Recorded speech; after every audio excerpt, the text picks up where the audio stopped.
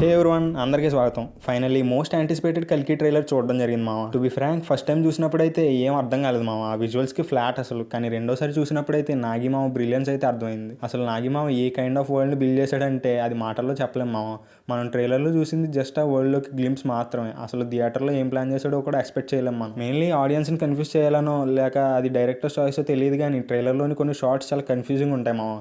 Mainly Prabhas అన్న ఉన్న shorts. మనం ఒక షార్ట్లో మల్టిపుల్ ప్రభాస్లు కనపడడం చూస్తాం. అసలు భైరవ దీన్ని ఎలా చేశాడు అన్నదానికి ఆన్సర్ మనకి నాగిమామ బుజ్జి అండ్ భైరవ సిరీస్లోనే ఇచ్చాడు మామ. ఆ సిరీస్లో లాస్ట్ ఎపిసోడ్లో బొడ్డోని పట్టుకున్నాక మన భైరవ వాడు హోలోగ్రామ్ని క్రియేట్ చేయడానికి యూస్ చేసిన డివైస్ని తస్కరిస్తాడు. ఐ థింక్ ఆ డివైస్ని యూస్ చేసి అలా ముగ్గురు భైరవాన్ని క్రియేట్ చేసి ఉండొచ్చు మామ. అండ్ అందరి హైట్తో కంపేర్ చేస్తే అశ్వత్థామ గారి హైట్ చాలా డిఫరెన్స్ ఉంటుంది. అంటే మన మైథాలజీకి సంబంధించినట్టు ఆ టైంలో మనుషులు చాలా హైట్ ఉండేవారు అన్న డీటెయిల్ని నాగిమామ చాలా బాగా చూపించాడు మామ. మన బుజ్జిని కూడా సింగిల్ లెగ్తో ఆపుతున్నట్టు చూపించారు ట్రైలర్లో. అండ్ నాకెందుకో దీపికా పదుకునే క్యారెక్టర్ కల్కి మూవీలో చాలా ఇంపార్టెంట్ అనిపిస్తుంది మామ. ఎందుకంటే అశ్వత్థామనే తన కడుపులో పెరుగుతున్న బేబీని కాపాడాలి అనుకున్నాడంటే మేబీ ఆ బాబే కల్కి అయ్యి ఉండొచ్చు, లేదా ఆ టైంలో ఉండే జనాల్ని కాపాడే పర్సన్ కూడా అయ్యి ఉండొచ్చు మామ.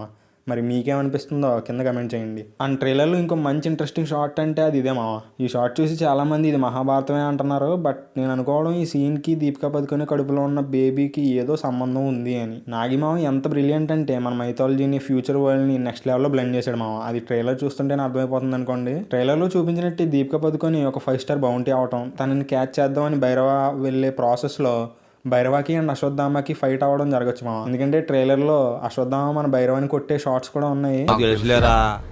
ఓకే దిశపాటాని ట్రైలర్లో అలా ఒకరిని కొట్టి ఒక డైలాగ్ చెప్పి వెళ్ళిపోతున్నాం. అదేంటో మహానటి లాంటి క్లాస్ మూవీ తీసిన నాగిమామ ప్రవాస్లోని మాస్ యాంగిల్ని ఎలా ఎక్స్ప్లోర్ చేస్తాడు అన్న డౌట్ అయితే నాకు ఉంది. కానీ ట్రైలర్లోని రికార్డ్ చూసుకో డైలాగ్తో ఫుల్ క్లారిటీ ఇచ్చాడు మామ నాగశ్విన్. తను క్రియేట్ చేసిన కాంప్లెక్స్లోని షార్ట్స్ కూడా ఉన్నాయి మామ, ఫుల్ గ్రీనరీతో అండ్ వాటర్తో. మేబీ అదే కాంప్లెక్స్ అయి ఉండొచ్చు. మన రాజేంద్ర ప్రసాద్ గారు కూడా మూవీలో ఉన్నారు అని ట్రైలర్ వచ్చే వరకు నాకు అస్సలు తెలియదు మామ. కానీ ట్రైలర్ చూసాక ఎందుకు ఆయన క్యారెక్టర్ మూవీ ప్రోగ్రెస్ అవ్వడానికి చాలా ఇంపార్టెంట్ అనిపిస్తుంది. అండ్ అలాగే సీనియర్ యాక్టర్ శోభన గారు కూడా ఒక షాట్లో అలా కనబడి అలా వెళ్ళిపోతారు. ప్రైజ్ ఎలిమెంట్లు ఉన్నాయి అంటే ఇంకా థియేటర్లో చూడడానికి ఏం దాచాడు నాగశ్విన్. ఏదో ట్రైలర్ ఎలా ఉంది చెప్దామని వీడియో స్టార్ట్ చేశా, కానీ మొత్తం ట్రైలర్లో నన్ను బాగా ఎక్సైట్ చేసిన థింగ్స్ అన్ని చెప్పేసా మామ ఫ్లోలో. ఐ హోప్ మీకు కూడా ఇలానే అనిపించవచ్చు.